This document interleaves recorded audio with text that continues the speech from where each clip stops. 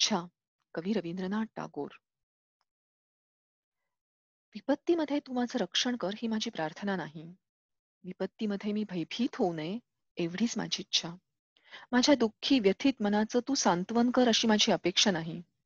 दुःखावर मला जय मिळवता यावा एवढीच माझी इच्छा. माझ्या मदतीला कोणी आलं नाही तरी माझी तक्रार नाही. माझं बळ मोडून पडू नये एवढीच माझी इच्छा.